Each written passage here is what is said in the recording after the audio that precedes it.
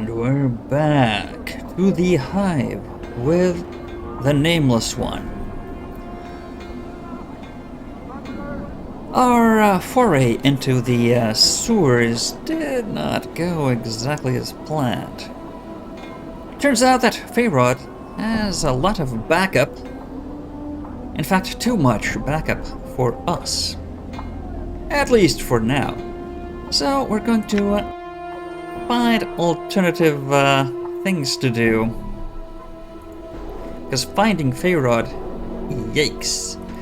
So, our missing journal. I have no idea where it might be. The mausoleum, I think we need some sort of either spells for the wards or at least a thief for all the traps. Porphyron's necklace, right. Well, inside of the burning bar.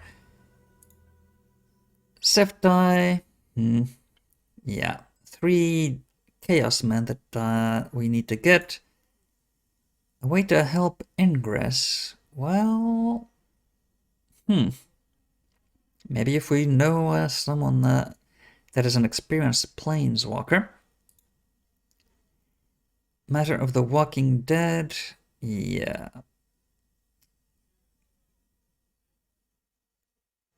Mausoleum entrance was north and west of the Tusman Memorial. Yeah. Problem in the mausoleum. Find Craddock. I think this is what we want to do. Find Craddock somewhere in the hive marketplace. Giant, stone-looking man.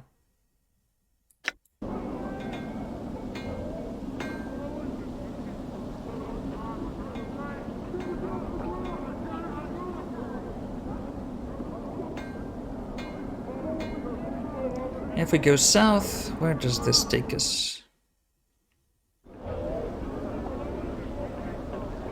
Hope this is the marketplace section.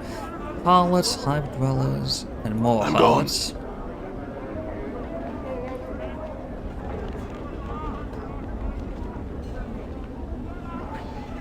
A damsel in distress. A collector mourns for trees. Let's talk to this damsel in distress. We see a pretty young woman. Her hair is in disarray and the bodice of her dress is torn. Really? She looks about in desperation and then notices you. Let's talk to her.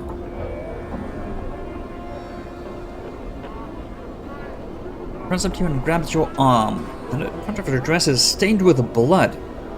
Help me, Kata, please. They're killing my sister. Who?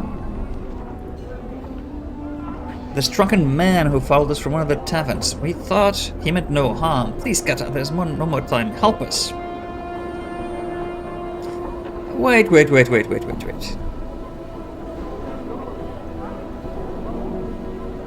They're killing my sister. No, it's one guy. Yes. Wait. First you said they were killing your sister. Now you say he is killing your sister. Which is it now then?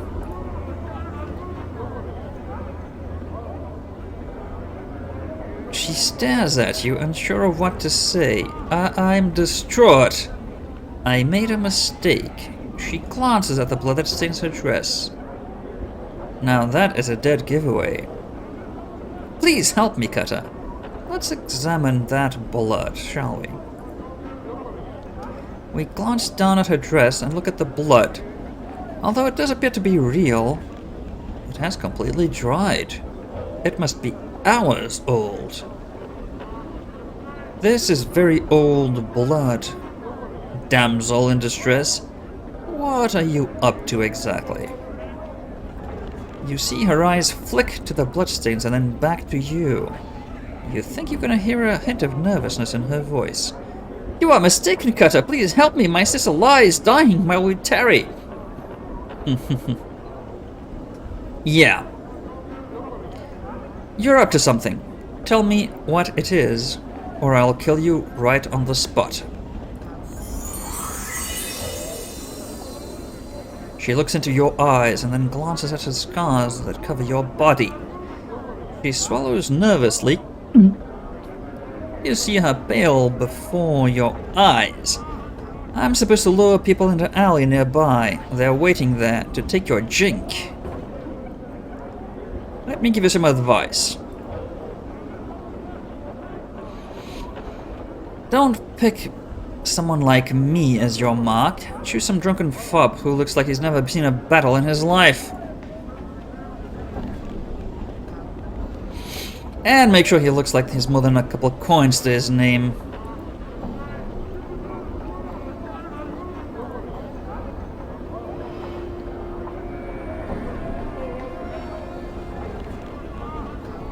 Mourns for trees. Now, who is that? I see a tired-looking, sorrowful old man who's gazing at the ash-dead tree in front of him. Right, he's mumbling to himself and tapping his chin, as if trying to figure something out. Occasionally, he shakes his head sadly. He seems momentarily startled as he interrupts his train of thought. He speaks in a calm, unhurried tone, but one full of sadness. Oh, greetings to you too, friend. How's this day find you? Finds me surprisingly well. He smiles, but sorrow still lies in his eyes. That's good, friend. Hope your good fortune continues. He seems about to turn back to the tree.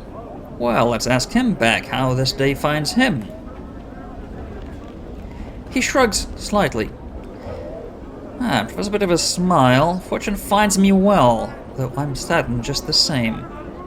And why is that? He pats the tree beside him. It's the trees here in the hive. They're dying, friend, and no one cares. That's surely not a good sign. See the look on your face? He holds his hands up as if to silence you for a moment. It may not matter to some, but it's important to me. I feel it's a shame to see the last tatters of life and beauty in this world left uncared for to die. Can you understand that, my friend? Yes, that is a sad thing. He seems surprised and blurts out, Really? Oh, I mean, wonderful. Perhaps you would, He pauses and seems suddenly suspicious. In any case, that is good. I suppose you have some questions for me now. What is it that you were going to ask, say? For the first time, he seems genuinely happy. Beaming, he explains. It's difficult for anything to survive here. Just look around and you'll see what I mean, friend. I'm not sure it is possible for the trees to thrive here, even if they somehow were to get enough light and clean water. Go on. He nods enthusiastically. But if enough people care, really want them to live, I know they'll survive. They'll turn green again and flourish.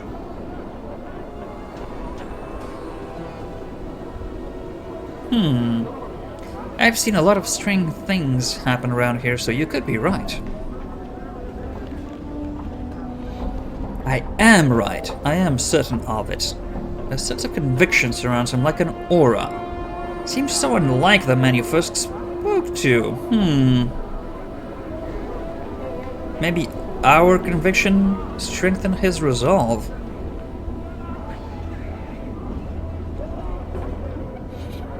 Okay. That's all I'd ask of you, friend. Just care for them. Hope for their recovery. In time, should enough people want it, it will come to pass. Can you do that for me? Sure. I'll do that much. And he thanks us. You've given me back my confidence, my purpose. Perhaps I can find others like you, who'll listen. Perhaps we'll make a difference. What about your companions, friend? Would you speak to them on my behalf? Morte? What do you think? Yeah, Chief, sure. Whatever you say. Right. I had some questions, Morns. Who are you? I am called Mourns for Trees by the people here, friend. Right. And why are they all dying? Can you imagine anything have an easy life here. Besides the wretched conditions, the Dabbas rarely come to the spot of sigil. Ah, why is that?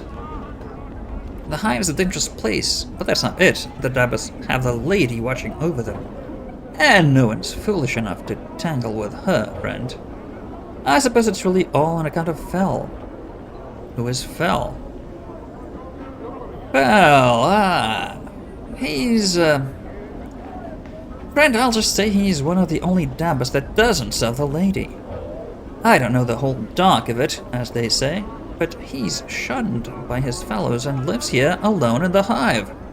He runs a tattoo parlor, but most of Sigil is wary of the place.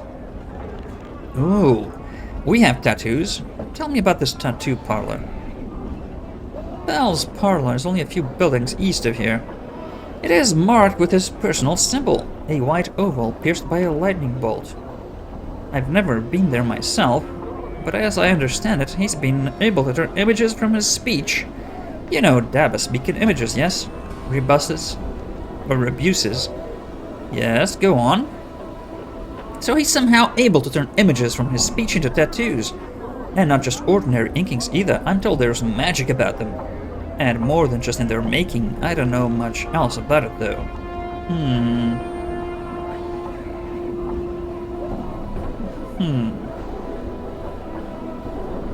How is it that he was shunned?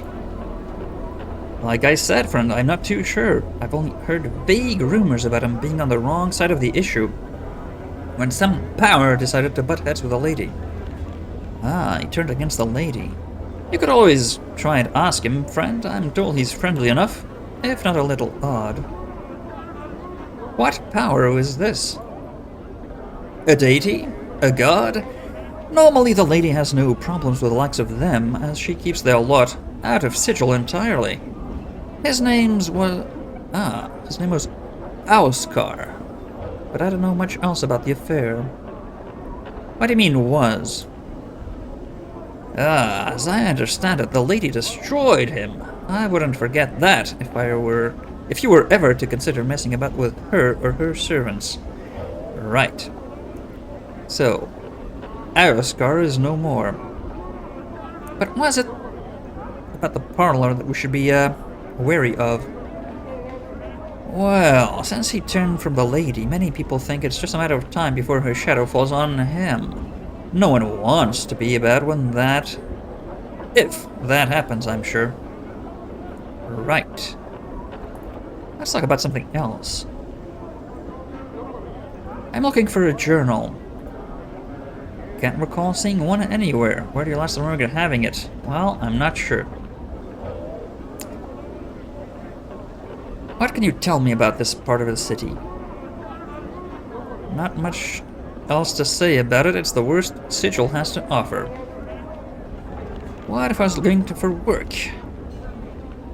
And the hive, unless you're a thief, I doubt you'll find any. You could always gather corpses and haul them to the mortuary gates if you're that desperate. I hear the dustmen pay a pittance for them. There, in an effort to keep the hive's streets and alleyways from becoming even more foul. Right. And about enjoyment? Well, it takes a certain sort to find any sort of amusement in a place like this. I'd look for entertainment in another ward if you're you. Right. Farewell, then. So not in this part of town, apparently.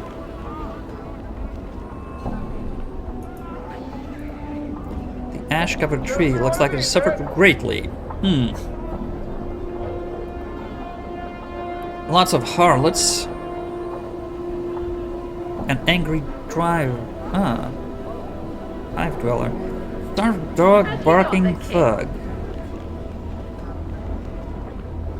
This wild-eyed man is hunched over, barking and howling at the top of his lungs. Beneath his thick, matted hair, you can make out a series of strange tattoos. They run range from screaming faces to bizarre geometric shapes. What appear to be lines of verse. He is almost naked, but the dirt and filth covering him gives a semblance of modesty. Greetings. The man whirls on you and gives a loud growl. He draws out the growl for a few seconds, then starts barking violently at you. In the distance, you can hear answering barks.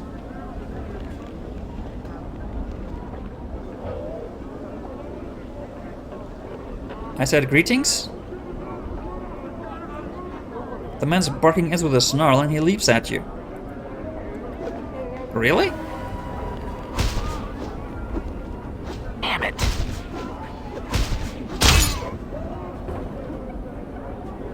He's hitting hard.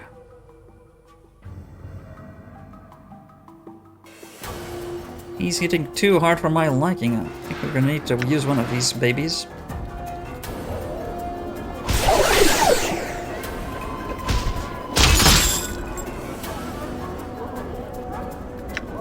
I'm gone. I'm hurt. Yes, I see that.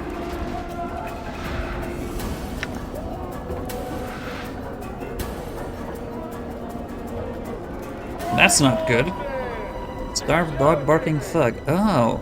All right. Appears that there's more of these around here. Well, we need to rest with all that hubbub.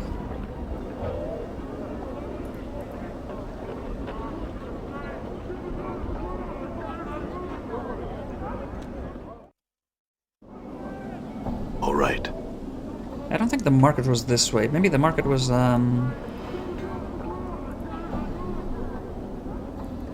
south from the west part of the hive? I am not sure. Let's rest.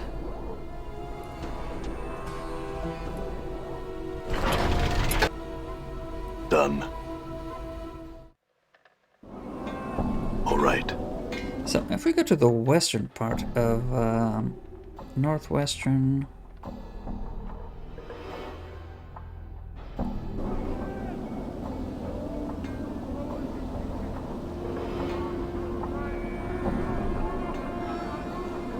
There was a path southward from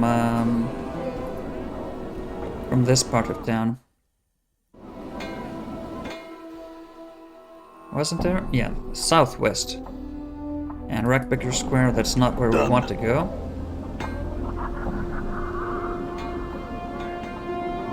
Come on, you don't want to sleep out here, it's cold. Come on inside, what are you afraid of? My girls will make you feel like a man.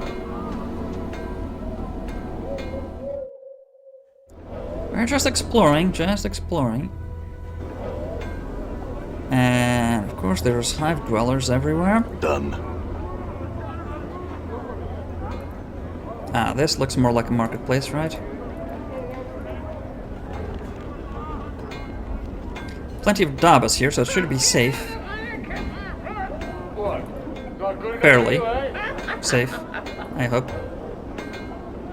Frightened hive dweller. Huh. Harlots? What are you frightened about? See a man in tattered clothing. As you approach him, he suddenly stops and begins to look around, frightened. Greetings. His voice is shaky. Huh. I'm not here to rob you. Keeps a safe distance, and his eyes are from side to side, expecting something to step out of the shadows.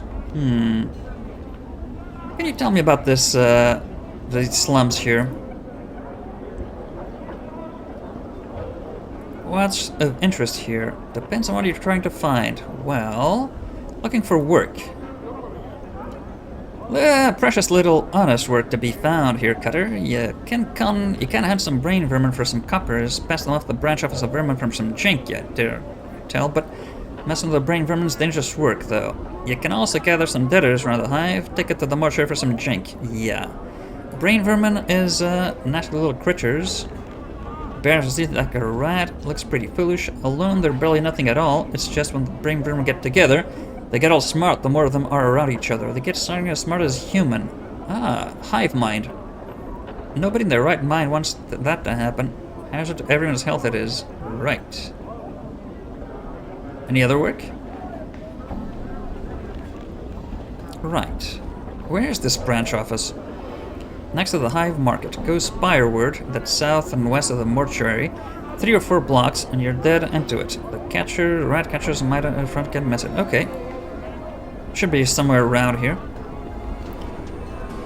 You could spare a few coppers for a blood help you on your way. Not many around here to that little feller. Okay. Let's give a copper piece.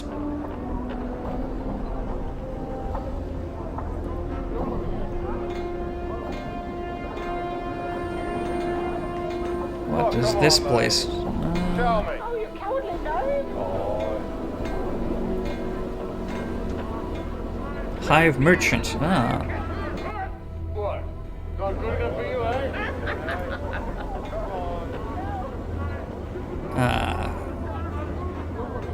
Gisquarrel, hive merchant. Yeah, this is more like it. This older merchant has a worldly look to him. His deep voice is gentle but confident. Ah, hello there. Are you ready to sample some of my most delectable treats from across the plains, my good man? Delectable treats, he says. What do you have? All manner of delicacies to delight your palate, my good man. Arborean fireset, garbaroot, Elysian pears, crimson lotus petals, Bidopian shepherd's bread, shift spice from the chaos of limbo, and sea plums are what I have at the moment. Merely 5 coppers for a taste of anything you'd like. 5 coppers seems like a lot.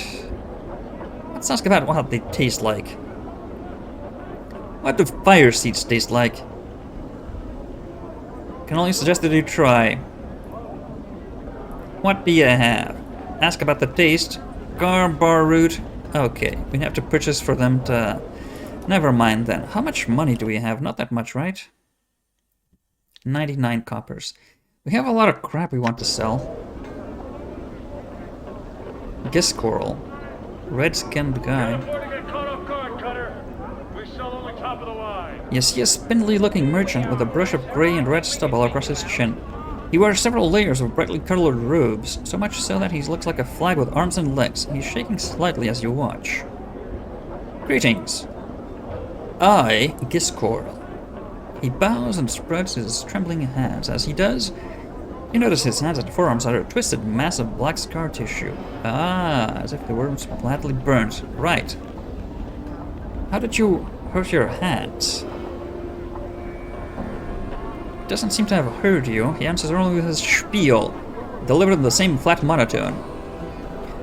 Gisquarrel buy cloth, sell cloth, wash cloth, mend cloth, and he just has his layers of clothing with shaking hands, wear cloth. Right. Can I see what you have?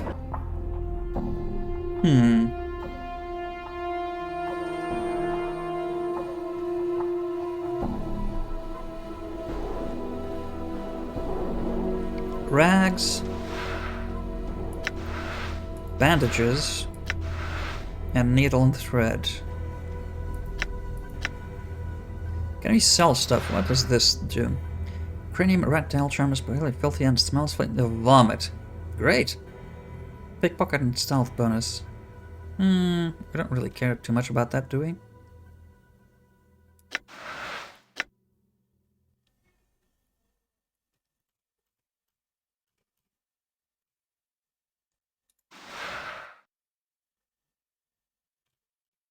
Do we care about the runes? Are they easy to get? I'm not sure.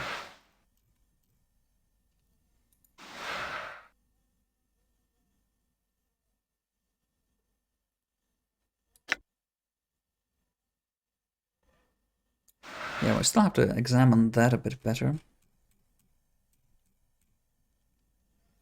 Oh, and we can't sell... what's on... in Morte's... Oh, yes, we can.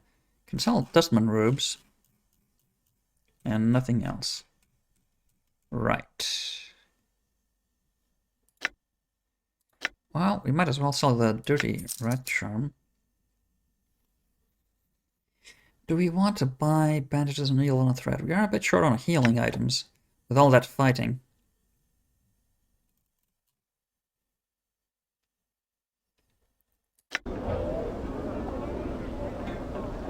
Hive merchant. Hive merchant. There's a lot of merchants around here. Hive merchants. What do you sell? This attractive young woman is smiling and beckoning to all passers-by as she calls out the virtues of her goods. Plates, jugs, cups, tankards. Drink from the goblets of the finest lords. Upon seeing you, she waves you over as she was an acquaintance. Right, may I see what you're selling here then? Right, let's examine the contents of the wagon. It's full of plates, cups, yes, we saw that. They look to be of varying degrees of quality, but some of it appears quite nice. As you're looking them over, she presses up against you. See anything you like, sir? Her long waving hair brushing against your shoulders smells faintly sweet, like vanilla. Where does all this come from? She flashes a wicked grin. My lovers are all burglars, sir. These goods are pilfered from the homes of Chichel's nobles. Upon seeing your expression, she laughs sweetly. Just merely. My father and brothers are tinkers. These are wares which are discarded from the nobles' manors and made good by them once more. I think she was telling the truth first time around. I have some questions. Oh, sir, but wait! She puts her hand on your forearm. Her touch is light as a feather. Clearly a thief. Are you sure there's nothing you need? Surely something for your own home or a gift? She bites her lip coyly, cocking her head slightly. Right. Nothing I need. My questions. She looks so sad you're nearly stricken with guilt. Slowly, she lowers the lid of the crate. Sorry, sir, I have no time for questions. I must sell what I can before the day is gone, for my family is large and hungry. Right. Did she steal something? No, it doesn't seem like it. Could we tell if she did? A laborer. I see a lean, tired-looking man. His clothes reek of dirt and sweat. Looks out of breath. Huh, okay. Can't talk to him. How about this Kosai Jai? Toothless old crone reeks of fish and brine. Spying her approach, she gives you a wide pink smile. Fish, my child? Fish heads, mayhap? Child? What are you offering exactly? Why, fish! Fish of all sorts, and fish heads. For those too short of chink for the whole ones. Teeny tiny fish heads. Hee hee! She's kind of creepy. Where do the fish come from? I see no fish. They are brought to Sigil from all over the plains. Ah, right. Different plains. I sell only the heads. Should be short on fish. Let's see. I don't eat fish. Well, she only has fish. What do you have to offer then? Oh, he can't get fish. Okay, farewell then. Hey, we're being watched, Chief. Just look natural. Casual. Yeah, we'll do that. This dour-faced old fellow appears to be selling various hand weapons. Ah, come on over then. Come to see my blades, have ya? Sure.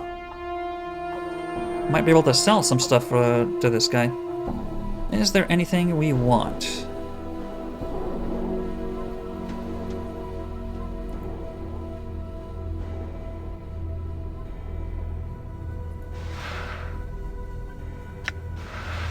We could identify items. Oh, we have nothing to identify. Okay. Oh, yes, we do. Oh, the earring we could identify. I see. Well, what can we sell to this fellow? Well, it seems like what we've got isn't worth much.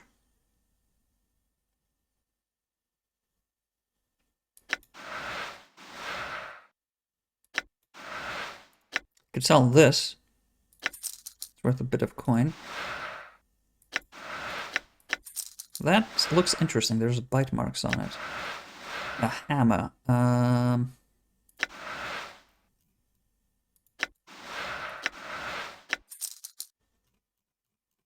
Yeah, the weapons are not worth much. The stiletto... might want to keep the high-quality stiletto. Though as far as any other weapon, yeah, just keep one jagged knife. And sell the rest, I guess. Is the hammer worth it? It's quite heavy. You might need a hammer.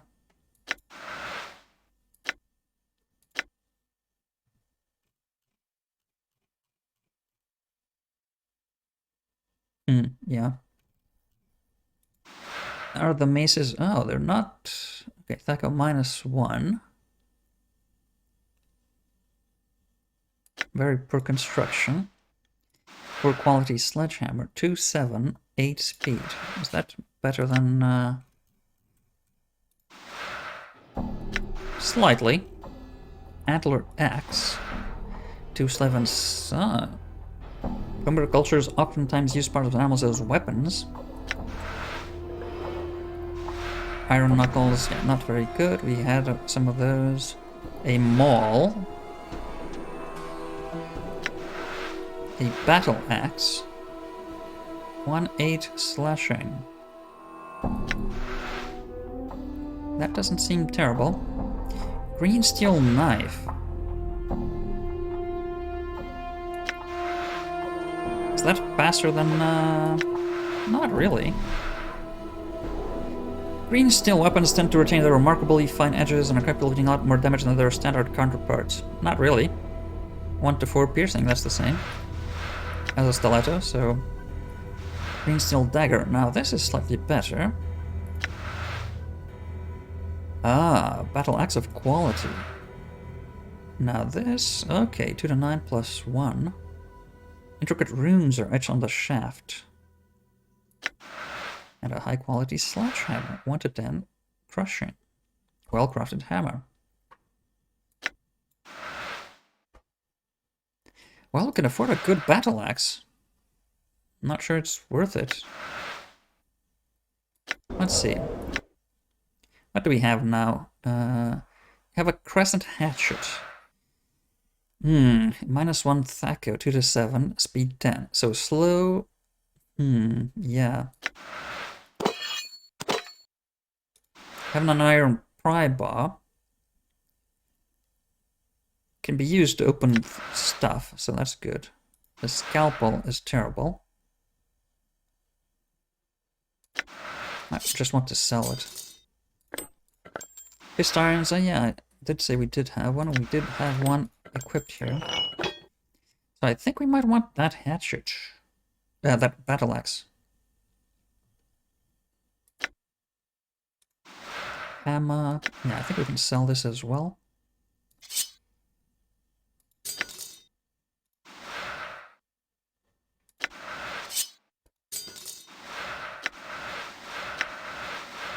Crushing. That might serve as a tool. Piercing weapon, and that one's a slashing. Depending on what's good on what. I'm not sure what we should keep. So many options for everything.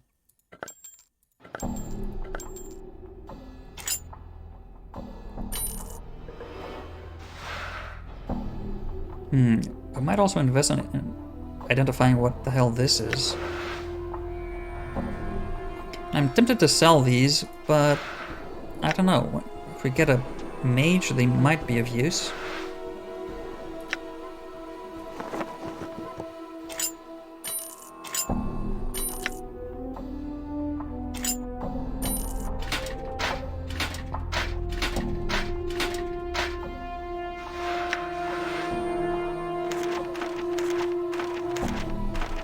Let's keep the quest items.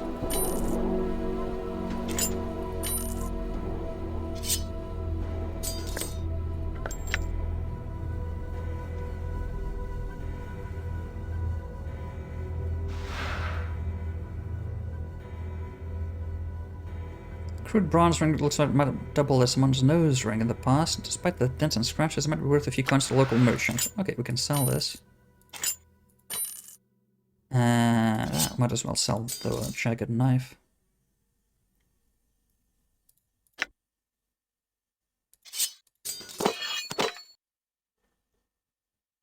And buy that high quality axe. Eyeballs in aspic. Give it a try. It's delicious. Not sure it's going to be worth it, but...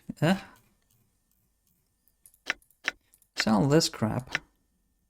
So just to compare, let's see. Battle axe of quality. 2/9 plus 1, speed 7. Oh yeah, more damage, faster, and Thaco.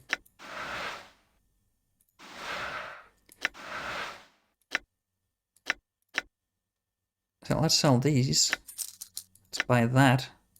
And we're pretty much back at starting point in terms of copper. Might as well sell the hammer. Should we spend... we do need to have some coppers, I think, for whatever we want to do, so better not just invest that in identifying the ring. What does this fellow sell? Seedy-looking fellow is quick to spot you looking at him. Hey, Basher, get over here. Come see what I got for ya. Winks and waves you over. What is that? Ah, interesting. He's got the magic cranium rat charm. Ugh. Body of this cranium rat is specially prepared. Okay, well, I don't want that. Clot and blood charms. 18 hit points, 9 hit points and resistance. So yeah, those are good. Those are good. If we could get those. 2 to strength, huh. Usable only by Gitzerai. Interesting. Well, we could sell the bronze ring.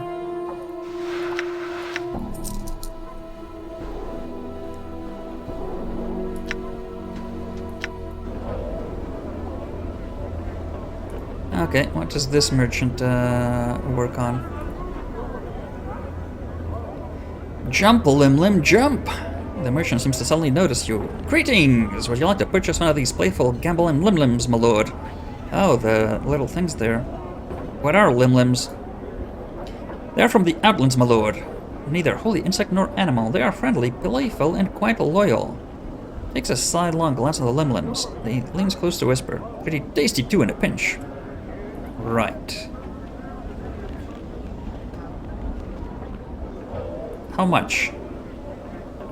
A limlim will provide its own food, eating insects, tiny rodents, and the like. They will follow you wherever you go. Easy to clean up, and are quiet. Electrify themselves with their constant flipping around. And best of all, they leap over 15 feet when prodded with hot coals. One will cost you but 40 coppers, my lord. A mere pittance for such an... What? 40? What does Morty think about this? Why not, boss? It'll be fun to kick around when we're down, right? Well, I can kick it vicariously through Alyssa. I want to see that 15-foot hot coal jump, too. Yeah, best not spend the copper. Maybe later. Profera and Craddock. Ah, there they go. And Gaoha. Let's talk to these people over here. Profira. Grim-looking woman spares you only a brief glance before returning to her rant on top of the stage. She has a powerful voice that carries across the marketplace, even cutting through the noise made by the merchants and the surrounding foot traffic. Ah. Craddock?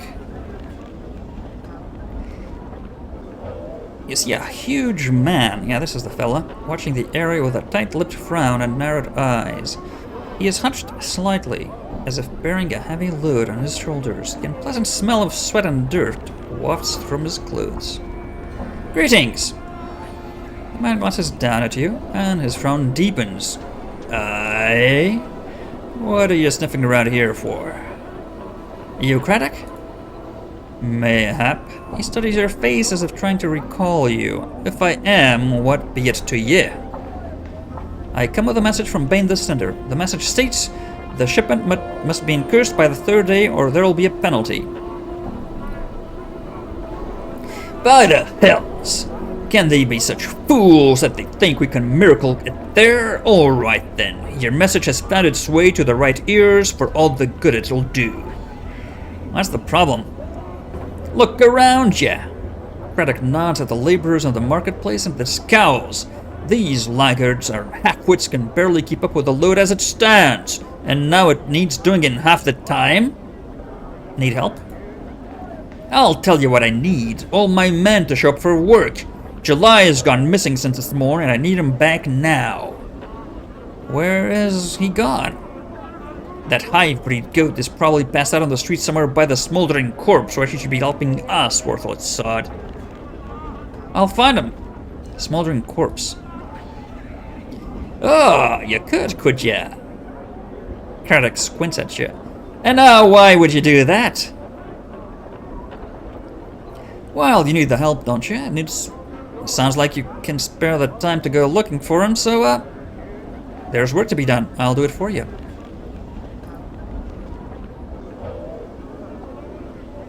Kraddock is silent for a moment, then nods. Aye, you find July? I tell him to drag his worthless bub-ridden hide here. I'll pay you for your trouble. When you've found him. Nugget. So you said a smoldering corpse then, where's that? Updated my journal. It's south and east of here. Head through the southern east gate, then head east for a block. It's got a mess of drunks outside, can't miss it. July is most like somewhere around there. Right. Come in, Basher. Who's that? Gauha. You see a thin, yellow-skinned humanoid covered with a variety of dazzling tattoos. His eyebrows have been accented with black charcoal lines, and his teeth are filed to points. Ooh. Vicious. He sees you and waves you over, rattling his dice in his hand. Greetings. He displays a feral, sharp-toothed grin, yes, with all the filed teeth. His eyes are like shiny black orbs. His voice is low and raspy. Gauha greets you as well. You have come to play a game, yes. Sure, one round. Let's see what this is about. Gauha reaches into his tunic and pulls out a coin. This coin? Your coin. He places it at your feet and pulls out another. This coin Gauha's. He places it at his own feet, then holds up 2 dice between his thumb and index finger. The dice, we both roll 1, yes. Right, well, I see where this is going. Go on. You roll higher, both coins. He snatches up the coins from the ground and proffers them to you. Yours? Gauha roll higher. He quickly checks the coppers back in his tunic. Mine? Neither rolls higher. The coin stays blah blah blah. Okay. 1 copper. Both roll the dice until you roll higher. You pick up the coins and put them away. Gauha nods, frowning. It's enough for now. Perhaps we shall play again later, you and I. Alright. I'm pretty sure he'll win when it matters. Reekwind, what a name. This man is looking at you with a strange, bug-eyed stare. His eyes are huge. So huge, they look ready to pop out of the sockets and roll across the cobblestones. He nods eagerly as you approach, bobbing his head like a bird. And as you near him, you suddenly notice the smell of urine and feces. Greetings. The man sniffles, wiping his nose on his sleeve. Nice. Then opens his mouth to reveal blackened, rotted gums. Sorry's for coin, sirrah. His breath reeks. It smells like this man has been keeping rotten meat stored inside his mouth. Maybe he has. Who are you? The man snorts thick with phlegm. Names, who you are, who you are. His head does a slight twitch every time he repeats himself. Right. Bit of a nervous fellow. Name's dangerous. He glances at the ground and stirs the dirt with his foot. His foot is stirring the dirt. Dangerous. Knowing a name or being stuck with one, both's a mess of trouble. My name's a given name, not one asked for. Reekwind. Once again, you become conscious of of his reeking breath and smell of urine and feces that surround him. A given name. An appropriate name. Not my true name. A true's name a dangerous thing, right? It gives others power. Well, yes, they'll be able to find you and name you. Keep your name secret. Keep it close. Never let it out. Well, I don't know it. What do you mean? Names are like smells. Things can track you with them. Correct. correct. Rickwood coughs, his eyes almost popping out of his skull as he does so. Wow. His cough seems to loosen his bowels, for he breaks wind loudly, as if to accentuate his point. If someone knows a true name, it gives them power. He licks his lips, the power to hurt. I don't know my name. Updated my journal. Then you are blessed. Blessed remains nameless, and you shall be a spirit on the plains, untraceable, untrackable, unseen, undiscovered. A name chosen, a name given, it allows others to find you and hurt you. Have you been hurt? Gives a twitching nod. Scratches himself. Let my name slip once, only once. His eyes film over as if the memory is painful, then glances at you uneasily. Tell you the story I can, I will, but 3 coppers must I see. Okay. Gets on stance, looks left and right, then faces you. His face clenches, then with a grunt, he breaks wind again. The smell nearly levels you. But he takes no notice. Cursed I walk the wards in splendor. Right. Stands up stiffly, nose high in the air, saunters back and forth, nodding to invisible passers-by. We listen. Updated my journal. Rickwood freezes, arms akimbo, crossed paths with the crossed one, had the looking of a pumpkin, his seeds, curses. He then thrusts his belly out so as to appear fat, slicks back his hair with his filthy palm so he almost looks bald, and begins drumming his fingers on his fat belly. He then walks about, circling the spot where his stuffy upper-class persona used to be. All a jumble with curses this one was, with a sneer and that careless gesture. Rickwood tosses an invisible curse at his stuffy persona. Knew my name. Let it slip I had. All it took it all. He stiffens up again, inhaling deeply and resuming his upper-class persona. The persona suddenly crumples and Rickwood breaks wind violently, then exhales, filling the air with his foul, reeking breath. Cursed with stenches, smells, excrement. Came here to tell tales, all good for now. Now Rickwood is the name, given name. Right. Farewell. Now that's the alley we were supposed to be lured into, I'm pretty sure. Iron Knolls. This broad-shouldered woman is shuffling about amongst the huge beamings lying on the street. She kicks at the beams with iron-shod boots. Every once in a while, she bends down and wrenches a nail from one of the boards with her bare hands. Right. She holds one up, appraising it, then drops it in a leather sling bag. Collecting nails.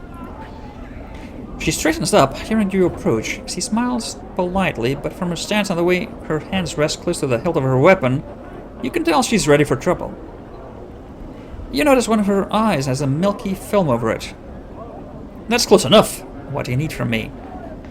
Well, we have some questions. Who are you? She pulls 3 nails from her sling bag, tossing them spinning into the air and catching them in her palm. Iron Knolls, they call me. She drops them back in the bag with a muffled clink. You're collecting the nails. Why? I sell them to a man, Hammerus, in the lower ward, maker of coffins. Where's the lower ward? I used to know the way, I did, but the Dabbas have changed the streets around again. I don't know how to get there now. I'll need to chart a new path, but I figure the Dabbas will straighten things out eventually. Tell me more about this, Hammerus. Not much to say. He's a bit chatty. He'll rattle his boombox till you bar me if you let him. But a fair bargainer. He needs the nails. I need the jink, and that's about as far as it goes. Does anyone else scavenge nails? No one is clever enough or had the will to do it before me, and I've shoved off anyone who's tried to jump me claims since. She pats the long-bladed dagger hanging at her side lovingly. Your claim? Aye, that's what I call it. Honest labor's hard to come by in the hive, and I'm not about to let some sodden piker peel me off my work. I've sent more than one burk running and howling, holding their guts in, or off with the collectors if they're unlucky. Her dead eye gleams maliciously, The hive knows the spot as iron knows it does. Ah, that's how your eye was ruined? None of your business, Burke. Why? Would you like a match and win for your collection?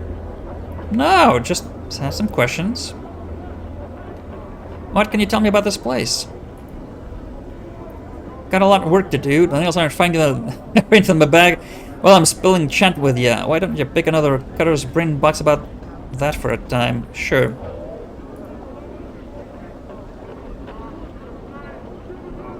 So she's picking nails from the boards here.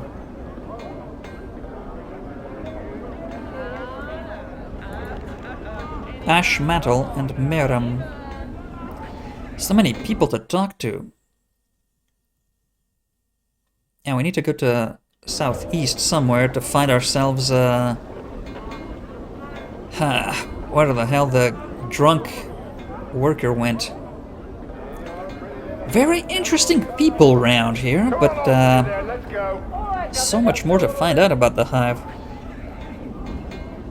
That, however, is going to be next time. Until then.